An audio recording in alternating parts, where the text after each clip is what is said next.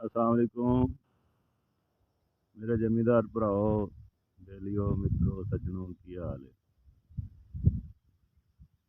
हाँ जनाब कणक वेख लो तकरीबन एक एकड़ का 1,30,000 रुपया खर्चा आया पाया। अज फिर स्प्रे कर रहे हैं जी, तेला लगा खड़ा है, रेस्ट लग गई है, तो पीलेपन की बीमारी लगी है, स्प्रेवां करते पे हैं।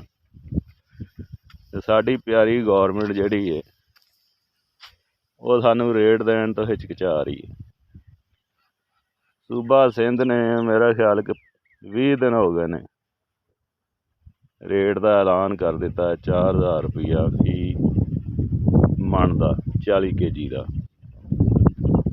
साडी जिहड़ी मोहतरमा वजीरे आला पंजाब है साडी ये असी भी नून लीगी हाँ, वो जनाब रेट देने तो डर रही है। कदी को 3,000 की खबर है, कदी को 2,500 की खबर है, लेकिन मजबूरी बन गई है। सूबा सिंध ने जिहड़ा रेट कढ़िया है ना, शाह साहब होना रेट जिहड़ा कढ़ दिता है, हुण इन्हां दी मजबूरी बन गई है। ये फस गए ने, हुण मोहतरमा साडी फसी पई है भी हुण मैं की करा। जे सूबा सिंध ने रेट ना कढ़िया हुंदा ये हुण मित्रों ऐलान होया होना सी 2,500 या 3,000 रुपये का। क्योंकि दवाई पिट्टी पई है भी जमींदारां नूं देण लग्या इन्हां नूं मौत पैंदी पई आ। कम अज़ कम उन्हां गंदम का रेट 5,000 रुपया होवे ते जमींदार बचदा नहीं, तो जमींदार को नहीं बचदा। चलो सिंध के बराबर 4,000 ते भी कन्फर्म कर देन, लेकिन आवाज़ कल दी आ रही है कि रेट कन्फर्म ही है। 4,000 रेट कन्फर्म कर दिता तो 4 अप्रैल तो मरकज़ बनने शुरू हो जाने ने, मरकज़ खुल जाने ने 4 अप्रैल में।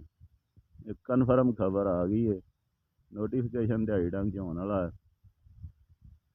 तो मित्रों सबसक्राइब कर दो मैनू, वीडियो नू लाइक कर दो, सानू आगाह करते रहेंगे। तो जनाब आ रेस्ट जी लगी ना वेख सकते हो, आ पीले पत्ते तो नज़र आ रहे हैं, आ पीले पत्ते। रेस्ट का कोई भाव कर लो, कोई स्प्रेवा कर लो, कोई 2,000 रुपये का पैकेज है मेरे ख्याल जो मैं लिया है ना। कोई डॉक्टर वालिया की है, कंपनी की है, कोई बायर की है जी अं दवाई मार रहे हैं। रेस्ट का कोई इलाज कर लो, वरना कणक जड़ियाँ है ना कोई 10 मन सी एकड़ जड़ा ना झाड़ घटा जाती जिते इन्ने लागे तो 2,000 रुपया जनाब होर कणक से कणक की नज़र कर दो। बाकी अल्लाह खैर करेगा। मौसम भी फुल खराब है, आ वेखो रात भी बारिश होंदी रही है, आ वेखो बदल बनया हुआ सारा। कणक डिगन का भी जड़ा ना बड़ा ही डर है, कणक डिगन का भी बड़ा ही डर है। असी तो पानी नहीं ला रहे, लेकिन यह भी पानी तो बगैर पकदियां भी नहीं पईयां नज़र आ रही, क्योंकि कणक अजे हरियां ने, कोई पीलापन नहीं, अजे दाना बिल्कुल दोधा तैयार होया।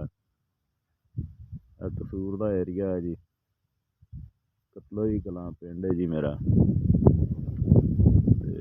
मित्रों सबसक्राइब कर दिया जी, लाइक कर दिया जी मेरी वीडियो। जमींदार ही है जो जमींदार का कोई ख्याल कर सकता, बाकी तो किसी ने की कोई कुछ आंदा है तो कोई रेट का कुछ कह रहा है। हूँ कोई गरीबों के सोच रहे हैं विचों, कोई गरीब कितों खाणगे इन्नी महंगी। जड़ियाँ 6-6 हज़ार दी बोरियां ब्लैक च लैके असी यूरिया 14,500 14,000 की DAP पाई है, साडा खाता कौन पूरा